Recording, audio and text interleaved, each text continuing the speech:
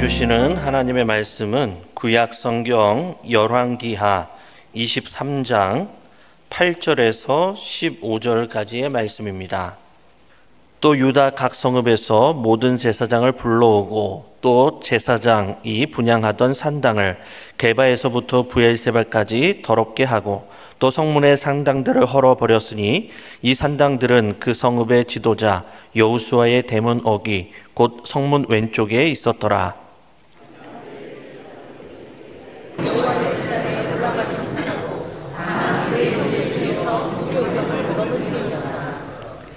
왕이 또 흰놈의 아들 골짜기에 도벳을 더럽게 하여 어떤 사람도 몰록에게 드리기 위하여 자기의 자녀를 불로 지나가지 못하게 하고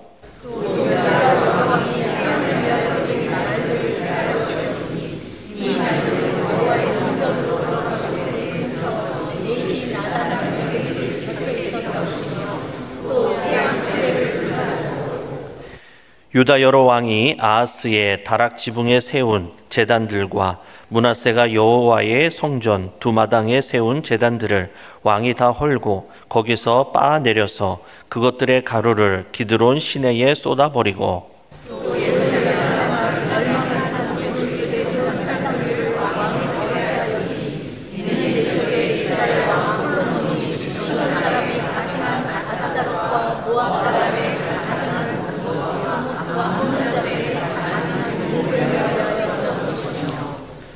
왕이 또 석상들을 깨뜨리며 아세라 목상들을 찢고 사람의 해골로 그곳에 채웠더라. 또한 이스라엘에게 범죄하게 한 느밧의 아들 여로보암이 베델에 세운 제단과 산당을 왕이 헐고 또 그 산당을 불사르고 빻아서 가루를 만들며 또 아세라 목상을 불살랐더라. 아멘.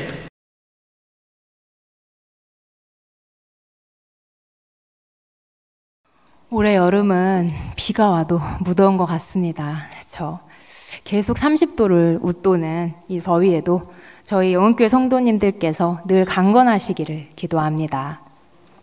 오늘은 산당입니까 성전입니까의 제목으로 말씀을 같이 나누려고 합니다. 혹시 한 발 들여놓기 효과라고 들어보셨을까요? 심리학에서 설득의 기술로 한 발 들여놓기 효과, 다른 말로는 문간에 발 들여놓기 기술이 있다고 합니다. 일단 문을 넘어가려면 문간에 한 발 살짝 발을 들여놓는 게 가장 중요하다는 기술입니다. 이것은 상대방에게 허락을 얻어내는 설득의 기술인데요. 우선은 상대방이 거절하지 않을 작은 요구를 먼저 해서 승낙을 받아낸 후에 이후에 더 큰 부탁을 해서 이번에도 상대방이 허락하게 만드는 방법입니다. 상대방에게 점점 요구하는 바를 더 크게 키워나가는 설득의 방법이라고 하는데요. 이 기술을 연구한 미국의 학자들이 한 실험을 했습니다. 처음에 그들은 자원봉사자로 변장을 하고 미국에 있는 가정집들을 방문해서 갑작스러운 요청을 했습니다. 실례합니다. 당신의 집 앞에, 정원 앞에 안전운전이라는 간판을 설치하게 해주십시오. 당연히 어느 날 갑자기 정원 앞에 안전운전이라는 간판을 설치해달라고 요청을 받은 대부분의 집주인은 거절을 하고 17%의 집주인만 그 부탁을 허락했습니다. 그러자 이번에는 다시 방법을 바꿔서 실험을 합니다.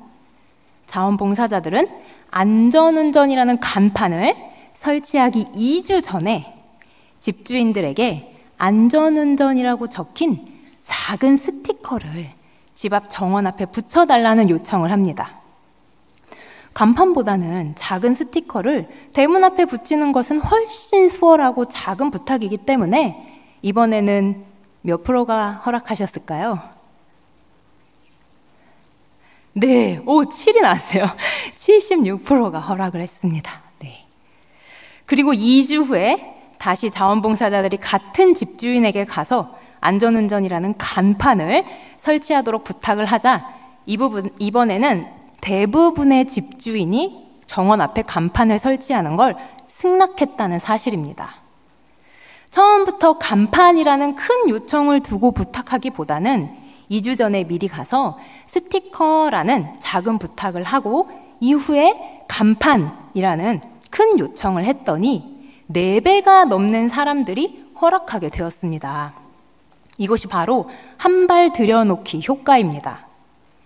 심리학에서는 상대방에게 아주 작은 사소한 요청을 해서 들어주게 되면 이것으로 두 사람 사이에는 친밀감, 유대감이 생기게 되고 이후 서로 더 큰 부탁을 해도 들어주게 된다는 것입니다. 우리 사회에서 이것이 마케팅 전략으로 참 많이 사용이 되고 있습니다. 저도 최근에 사용하던 제 핸드폰이 3년을 넘어가면서 액정에 이렇게 선이 생겼습니다. 그래서 핸드폰을 좀 고쳐볼까 하고 대리점을 방문을 했습니다. 그런데 판매원이 저에게 제가 지금 사용하는 요금제보다 더 저렴한 요금제가 있다고 바꿔주겠다고 해서 저는 흔쾌히 그 요청을 승낙했습니다. 그런데 요금제를 바꾼 이후 판매원은 저에게 새로운 핸드폰을 소개하고 새로운 약정을 소개했습니다. 어느새 저는 또 판매원의 요청을 승낙하면서 핸드폰을 바꾸고 다시 3년 기기 약정을 하고 그렇게 대리점을 나오게 됐습니다. 대리점을 나오면서 저는 아니 내가 핸드폰을 고치려고 알아보러 왔다가 핸드폰을 바꿨네. 이게 뭐지? 하면서 집으로 돌아갔던 기억이 납니다. 저도 결국 핸드폰 판매원이 요금제를 바꿔준다는 작은 요청을 승낙했다가 핸드폰을 바꾸라는 큰 요청까지도 허락해버리는 경험을 했습니다. 이것이 바로 우리 사회에서 잘 겪게 되는 한 발 들여놓기 효과의 기술입니다. 물론 저희가 누군가의 허락이 필요하다면 이런 설득의 기술은 유용하게 사용할 수 있겠지만 만약에 저처럼 저희가 대상이 되어버려서 설득을 당한다면 골치가 아파집니다. 우리 성도님들께서도 내가 원하지 않는 물건이라면 정신을 바짝 차려서 작은 허락이 큰 요청으로 연결되지 않도록 조심해야겠습니다. 그런데 이런 한 발 들여놓기 기술이 우리의 영혼에도 영향을 미칠 수 있음을 기억해야 합니다. 사단은 우리 성도님들에게 아주 작은 우상을 마음에 한 발 들여놓도록 요청하고 결국 하나님과 아주 멀어지게 되도록 설득할 수 있습니다. 영적으로도 바짝 깨어 있어서 우리의 몸과 마음이 작은 우상으로부터 시작해서 하나님과 멀어지고 결국 주님을 떠나는 영적인 방황에 빠지는 것을 조심하시기 바랍니다. 오늘 설교의 제목은 산당입니까? 선전입니까? 입니다. 여기서 성전은 하나님이 온전히 거하시는 곳이 성전이라면 산당은 제거하지 않은 우상을 우리의 삶에 한 발 들여놓게 허락함으로 우리가 하나님과 결국은 멀어지게 되는 곳입니다. 이스라엘 백성들의 통일 왕국을 소개할 때 첫 번째 왕은 사울 왕입니다. 그리고 다윗, 솔로몬 왕으로 연결이 됩니다.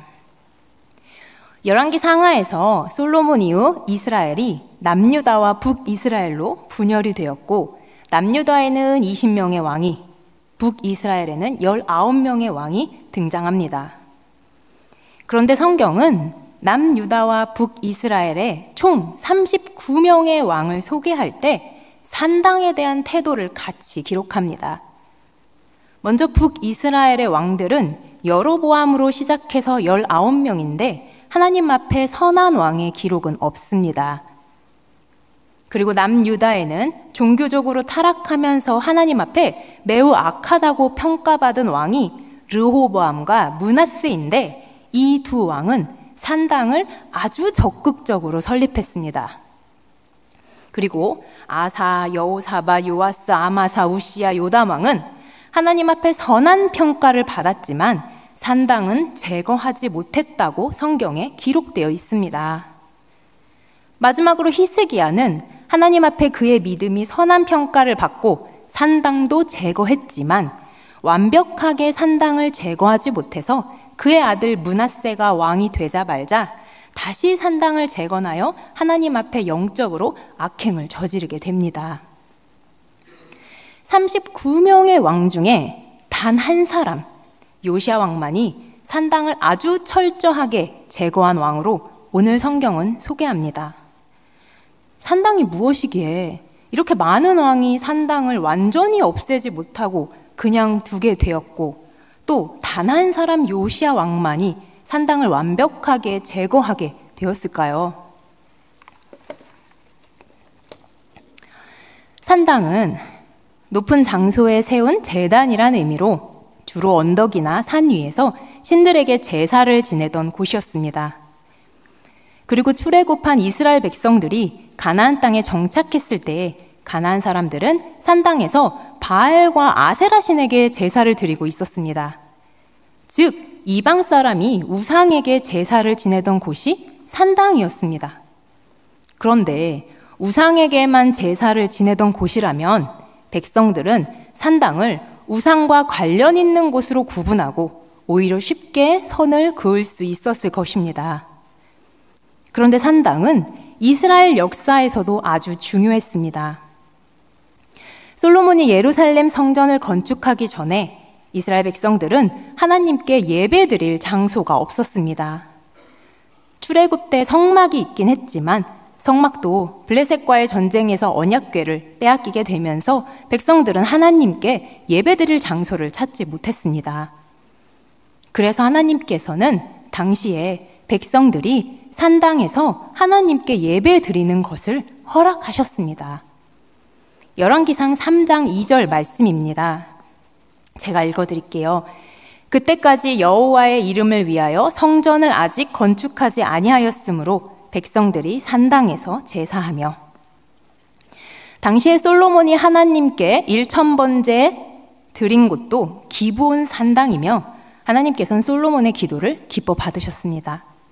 이렇듯 산당은 이방신에게 제사를 지내는 곳이기도 하지만 한동안은 이스라엘 백성들이 하나님께 예배를 드리던 곳이었습니다.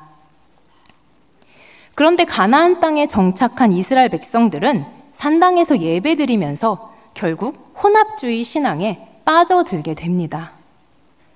가나안 사람들이 산당에서 바알과 아세라에게 제사를 드리자 이스라엘 백성들도 산당에서 하나님께 예배드리면서 점점 바알과 아세라를 섬기게 되고 결국 우상을 하나님과 함께 섬기게 되었습니다. 산당에서 하나님께 예배드리는 것이 율법에서 어긋나지 않았지만 이스라엘 백성들은 산당 예배를 통해 점점 가나안의 우상 숭배와 섞이며 다신교로 빠져들게 된 것입니다. 산당은 우상과 하나님을 함께 예배드릴 수 있는 장소였기 때문에 백성들은 산당에서 한 발씩 한 발씩 우상을 허락하는 영적인 타락으로 스며들며 결국은 하나님과 멀어지게 됩니다. 즉 산당은 아주 살짝 우상을 허락하는 영적인 타락에 한 발 들여놓기 기술이 허락되던 장소였습니다. 하지만 우리 하나님께서는 이스라엘 백성들이 영적으로 타락하는 것을 안타까워하시며 솔로몬을 통해 예루살렘 성전을 건축하게 하셨고 이제 산당이 아닌 예루살렘 성전에서 하나님께 예배 드릴 것을 말씀하십니다. 열왕기상 9장 3절을 보면 하나님께서는 솔로몬이 세운 예루살렘 성전을 거룩하게 구별하시고 그곳에 여호와의 눈길과 마음이 거할 것을 약속하셨습니다. 이제 이스라엘 백성들은 더 이상 산당이 아닌 예루살렘에서 하나님께 예배하게 된 것입니다. 하지만 이스라엘 백성들은 예루살렘 성전이 건축된 이후에도 하나님의 말씀에 순종하기보다는 계속해서 자신들의 방식으로 산당에서 예배를 드렸습니다. 백성들은 하나님의 말씀보다는 그들이 해오던 대로 습관과 형식 그리고 편리함의 이유로 계속해서 산당에서 하나님께 예배를 드리게 됩니다. 이렇게 백성들이 그들의 삶의 산당 예배를 유지하자 영적인 타락에 한 발 들여놓기 기술이 허락되며 결국 산당은 뿌리 깊은 이스라엘의 역사 속에서 백성들이 하나님과 멀어지고 영적으로 타락하게 되는 온상이 되어버립니다. 그리고 그들은 하나님께 예배드린다고 했지만 결국에 산당 예배를 통해 이스라엘의 혼합 종교가 번성하게 되면서 깊은 우상 숭배의 역사를 만들어 버립니다. 이런 역사적인 배경에서 30명이 넘는 분열 왕국의 왕들은 이스라엘 백성들의 삶에서 산당을 제거하지 못하게 됩니다. 예전에는 산당에서 예배드렸는데 그냥 두어도 되겠지 하고 그들의 습관과 형식을 그냥 둔 것 같습니다. 그리고 백성들이 예루살렘 성전까지 오는 것보다는 지역별로 이미 세워져 있는 산당에서 하나님께 예배드리는 것이 더 편하니까 그냥 두어도 되겠지 하고 그들의 편리함을 허락한 것 같습니다. 혹은 백성들이 아직은 산당에서 예배를 드리는데 없앴다가 반란이 나면 두렵기에 백성들의 호응을 고려한 것도 같습니다. 못된 왕들은 아예 산당을 더 적극적으로 세워서 백성들이 하나님과 멀어지는 것을 유도하기도 합니다. 이러한 여러 가지 이유로 분열 왕국의 수많은 왕은 예루살렘 성전이 세워진 이후에도 산당을 제거하지 못하게 됩니다. 그리고 산당에서 백성들은 한 발씩 영적으로 타락하며 결국은 혼합 종교와 다신교에 빠지며 하나님과 멀어졌습니다. 이런 여러 가지 이유로 수많은 왕이 산당을 이스라엘 백성들의 삶에 한 발 들여놓는 것을 허락합니다. 그런데 어떻게 요시야 왕은 산당을 제거했을까요? 게다가 요시야 왕의 종교개혁 이후로 산당이라는 단어가 성경에는 많이 등장하지 않습니다. 그만큼 요시야 왕은 완벽하게 산당을 제거했다는 의미입니다. 오늘 말씀의 열왕기하 23장은 요시야 왕이 성전에서 발견한 하나님의 말씀을 읽고 순종하여 남유다의 종교개혁을 시작했고 그 방법의 하나로 남유다의 산당을 완벽히 제거했음을 설명합니다. 오늘 본문 8절 말씀입니다. 8절 말씀 함께 읽어보시겠습니다. 시작! 또 유다 각 성읍에서 모든 제사장을 불러오고 또 제사장이 분향하던 산당을 게바에서부터 브에세바까지 더럽게 하고 또 성문의 산당들을 헐어버렸으니 이 산당들은 그 성읍의 지도자 여호수아의 대문 어기 곧 성문 왼쪽에 있었더라. 아멘. 요시야 왕이 산당을 완벽히 제거한 첫 번째 방법은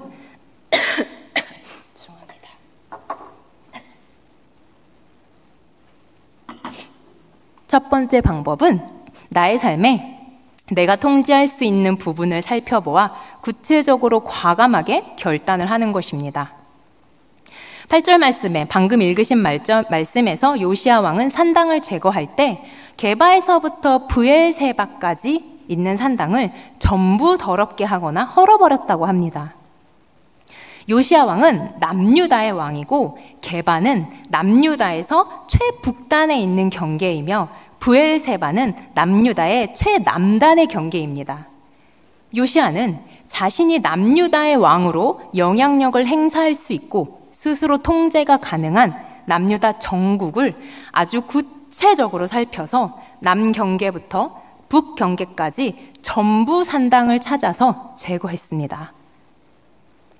산당을 제거하는 방법을 보면 헐어버리거나 더럽게 했다라고 기록이 되어 있습니다. 요시야 왕은 산당을 부셔서 헐어버리는 방법을 선택하기도 했지만 만약이라도 백성들이 다시 산당을 세우거나 이후 왕들이 다시 산당을 재건하는 것을 우려했습니다. 그래서 영영 산당을 사용할 수 없도록 더럽게 하는 방법을 사용합니다. 더럽게 하는 방법이 성경에 구체적으로 기록되어 있진 않지만 성경학자들은 당시의 장소를 더럽히는 방법으로 사람의 죽은 해골을 쏟아놓거나 그 자리에서 태워서 그 장소가 저주받은 곳임을 나타냈을 것이라고 예상합니다. 이처럼 요시야 왕은 아주 구체적인 방법으로 산당을 살피고 산당을 완전히 없애버렸습니다. 우리도 우리의 삶에 산당처럼 조금씩 우상이 되어서 한 발씩 내 삶에 스며드는 영적인 타락을 아주 구체적으로 살펴볼 수 있어야 합니다. 일단 나의 삶에서 내가 통제할 수 있는 나의 습관과 형식 그리고 편리함을 돌아봐야 합니다. 아주 사소한 습관과 형식도 그리고 당연한 편리함도 한 발 들여놓기를 허락하면 어느 순간 이로 인해 우리의 영혼은 하나님과 멀어지고 하나님보다는 다른 인생의 많은 것들을 우상으로 여기며 살아갈 수 있습니다. 내가 통제할 수 있는 나의 삶의 습관과 형식 그리고 편리함을 잘 살펴 하나님께 한 발 멀어지는 것이 아닌 한 발 하나님께 가까이 가는 변화를 결단해야겠습니다. 또한 오늘 말씀에서 놀라운 것은 8절 말씀에 성문의 산당들을 헐어버렸으니 라고 적혀 있습니다. 예루살렘 성전 왼쪽 문 앞에도 산당이 있었다는 것입니다. 하나님께서 예루살렘 성전에서 예배를 드리라고 분명히 말씀을 하셨는데 어떤 백성들은 예루살렘 성전까지 와서 성전에 들어가기보다는 왼쪽 문 옆 산당에서 하나님께 예배를 드렸음을 알려줍니다. 얼마나 이스라엘 백성들이 하나님을 온전히 섬기지 못하고 있었는지를 알게 하는 참 안타까운 구절입니다. 혹시나 우리도 교회 문을 나서자마자 하나님과 멀어지게 하는 습관, 형식, 그리고 편리함이 있다면 얼른 결단하시어 과감하게 변화하시기를 기도합니다. 예배를 마치자마자, 교회 문을 나서자마자 내가 행동하는 습관, 유지하는 형식, 추구하는 편리함이 하나님이 기뻐하는 모습이 아니라면 변화를 결단하시기를 간구합니다. 하나님과 멀어지게 하는 내 삶의 작은 모습들을 구석구석 살피셔서 내 영혼이 더 하나님을 떠나지 않도록 얼른 나의 삶의 변화를 과감하게 결단하시기를 간구합니다. 두 번째는 13절입니다. 13절입니다. 함께 읽어보시겠습니다. 네, 13절 감사합니다. 시작. 또 예루살렘 앞 멸망의 산 오른쪽에 세운 산당들을 왕이 더럽게 하였으니 이는 옛적에 이스라엘 왕 솔로몬이 시온 사람의 가증한 아스다롯과 모압 사람의 가증한 그모스와 암몬 자손의 가증한 밀곰을 위하여 세웠던 것이며, 요시야 왕이 산당을 완벽하게 제거한 두 번째 방법은 나를 하나님과 멀어지게 하는 관계에 변화를 결단한 것입니다. 요시야 왕은 자신이 통제 가능한 남유다 지역에서 산당을 전부 없앤 다음에 이전 관계에서 만들어진 산당을 찾아냅니다. 특히 지금 말씀에서 언급되는 인물은 솔로몬 왕입니다. 솔로몬은 하나님의 허락으로 예루살렘 성전을 건축하여 이스라엘 역사에 큰 의미와 선한 영향력을 미친 선조입니다. 그런데 솔로몬이 나이가 들면서 많은 왕비를 맞이하였고 이방 나라에서 온 왕비들은 그들의 신에게 제사하기 위해서 산당을 세우게 됩니다.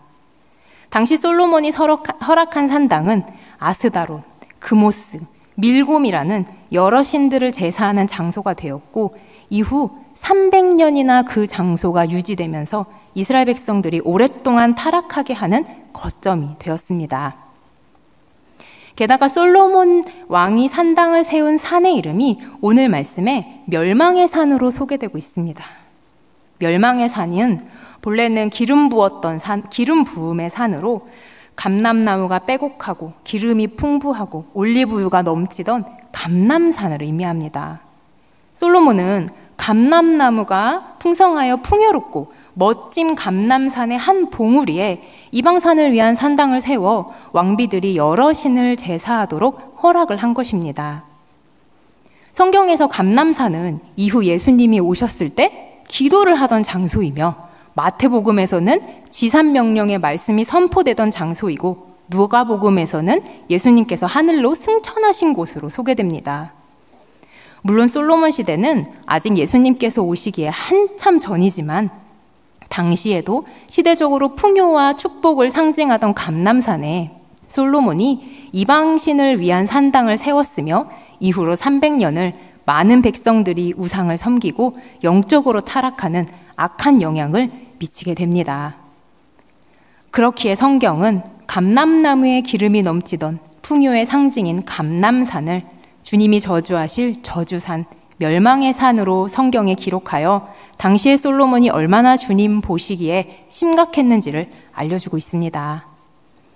요시야 왕은 솔로몬이 세운 산당들이 300년이나 그 자리에 있으면서 이스라엘 백성들의 영혼을 타락하게 하자 그 모든 산당을 철저히 헐어버립니다.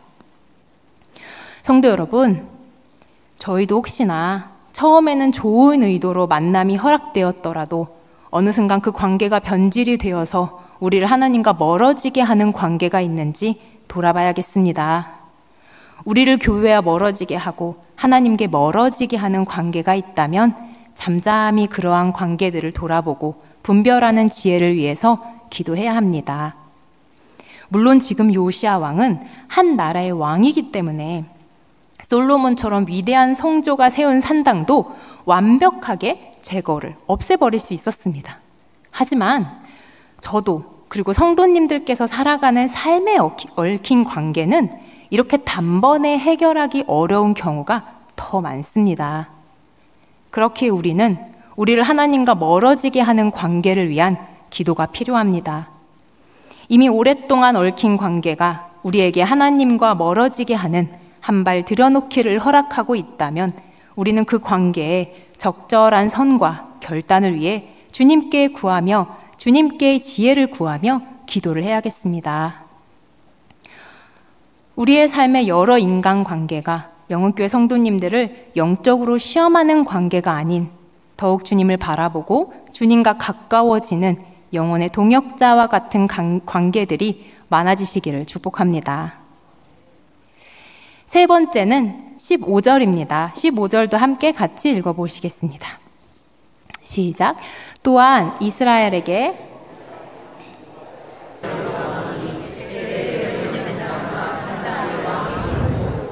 또 고다에서 가루를 만들며 또 아사람상을 불살랐더라. 아멘. 요시야 왕이 산당을 완벽히 제거한 세 번째 방법은 또 어디에 내가 제거해야 할 산당이 있는지 그 범위를 확장하는 것입니다. 내가 절대로 간섭하지 못할 것 같은 주변 삶의 영역을 찾아내어 하나님이 그곳까지 임하시기를 기도하는 것입니다. 지금 말씀에서 요시야 왕이 여로보암의 베델에 세운 산당까지 제거했다고 합니다. 아니, 요시야 왕은 남유다 왕인데 여로보암은 북이스라엘의 첫 번째 왕입니다. 지금 성경은 남유다의 요시야 왕이 자신이 통제할 수 있는 남유다를 넘어서 북이스라엘에 있는 베델의 산당까지 없앴다고 알려주고 있습니다. 당시 북이스라엘에서 베델 지역은 금송아지를 세워놓고 우상숭배의 중심이 되던 지역이었습니다.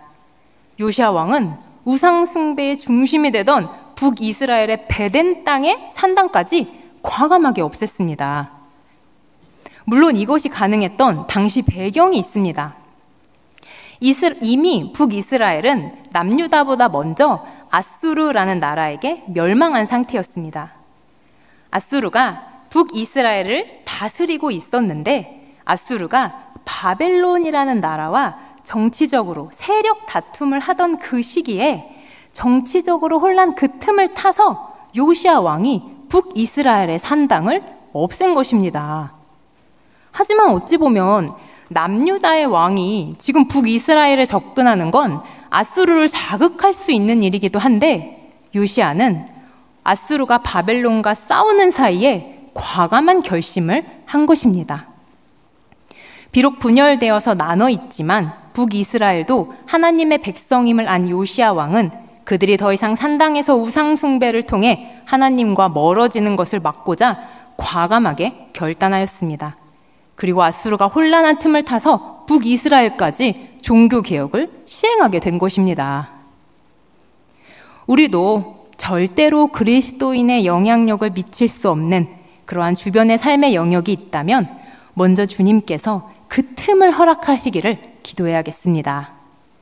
절대로 하나님을 믿지 않는 나의 가족일 수도 있고 하나님을 비난하고 조롱하는 나의 지인일 수도 있습니다. 혹은 하나님을 믿는다고 하면서 나의 신앙생활을 가로막는 가족일 수도 있고 교회를 다닌다고 하면서 너무 자기 방식대로 살아가는 지인일 수도 있습니다.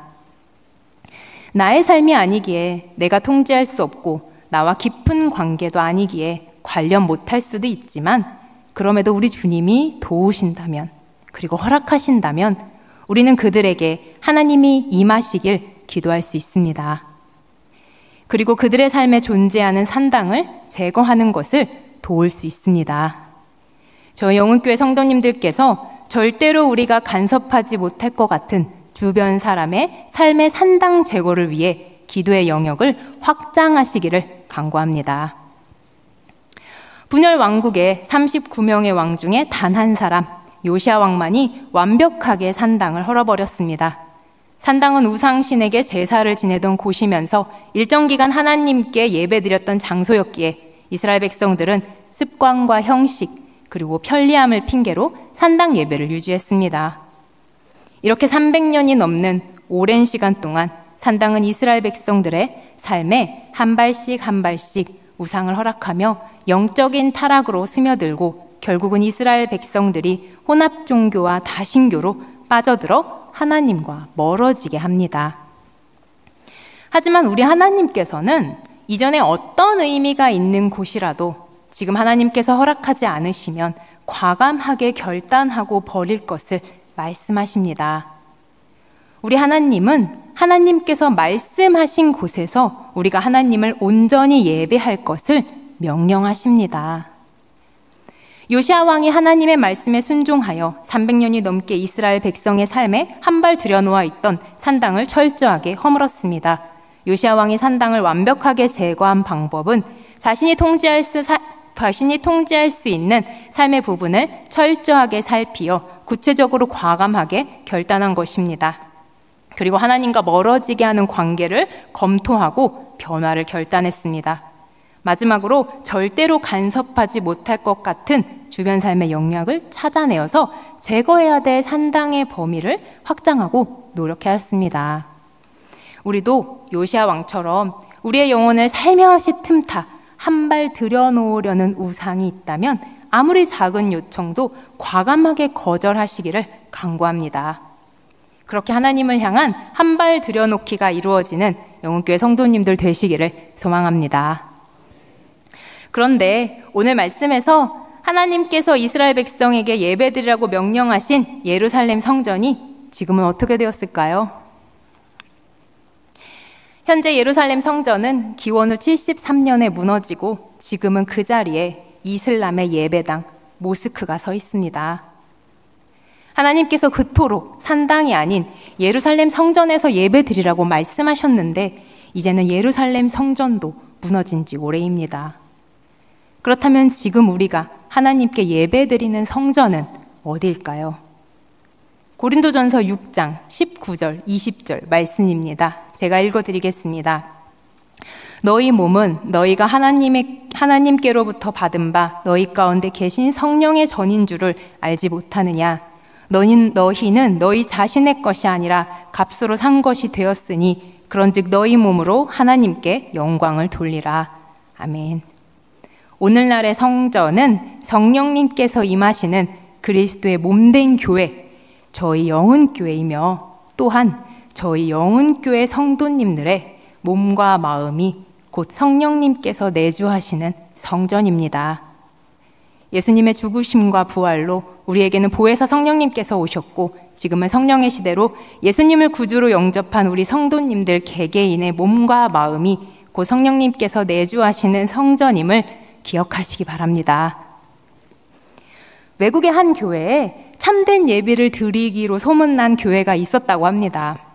한 목사님께서 그 교회가 어떤 예배를 드리기에 참된 예배를 드린다고 소문이 났는지 너무도 궁금해서 탐방을 가셨습니다. 그래서 예배에 참석했는데 찬양이며 말씀이며 교제며 다른 교회와 별반 다를 것이 없었다고 합니다. 그런데 목사님이 교회를 나갈 때 그 이유를 알게 되었습니다. 교회 나가는 문 위에 현수막이 걸려 있었는데 다음과 같이 적혀 있었습니다. 우리의 예배는 이 예배당을 나가면서부터 시작됩니다. 참된 예배를 드리는 곳으로 소문났다는 교회는 우리의 삶이 바로 예배라고 가르치고 있었습니다. 이제는 우리의 몸과 마음이 하나님께서 임재하시는 거룩한 성전임을 기억하며 매 순간 어디에서도 예배자의 삶을 살아가시는 저희 영흥교회 성도님들이 되시기를 간구합니다. 마지막으로 여쭙겠습니다. 우리 영흥교회 성도님들의 몸과 마음은 산당입니까? 성전입니까? 혹여나 잠시라도 우리의 몸과 마음이 하나님과 멀어지게 하는 산당이 되었다면 요시야 왕이 산당을 제거한 3가지 방법을 꼭 기억하시기 바랍니다. 산당을 제거하려면 자신이 통제할 수 있는 삶의 부분을 철저히 살피어 구체적으로 과감하게 결단하여야 합니다. 하나님과 멀어지게 하는 관계를 검토하여 변화를 기도하고 결단해야 합니다. 절대로 간섭하지 못할 것 같은 주변 삶의 영향을 찾아내어 제거해야 할 산당의 범위를 확장하고 기도해야 합니다. 이렇게 나의 몸과 마음을 점검하면서 영적인 타락을 한 발도 허락하지 않으므로 산당이 아닌 성전으로 하나님 앞에 살아가시는 저희 영흥교회 성도님들이 되시기를 간절히 기도하겠습니다. 기도하겠습니다. 하나님, 무더위에 이렇게 수요 예배를 드리게 하심에 참 감사합니다. 먼저 저희 영흥교회 성전에 임재하시는 주님 참 감사합니다. 저희 영흥교회가 늘 주님 앞에 바로 서 있는 교회가 되기를 기도합니다. 그리고 저희의 몸과 마음이 산당이 아닌 성전으로 주님 앞에 예배자의 삶을 살아가기를 기도합니다. 혹시라도 저희가 산당으로서 살아가고 있다면 성령님 도와주시옵소서.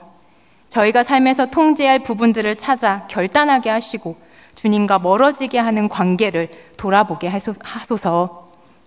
그리고 저희 주변에 사람들의 산당을 제거하기 위해 저희가 기도를 확장하게 하소서. 성령님께서 우리를 도우시어 우리가 늘 성령의 임재하심으로 하나님이 거하시는 성령의 삶을 살아가기를 간구합니다. 부족한 저희를 도와주시옵소서. 예수님의 이름으로 기도합니다. 아멘.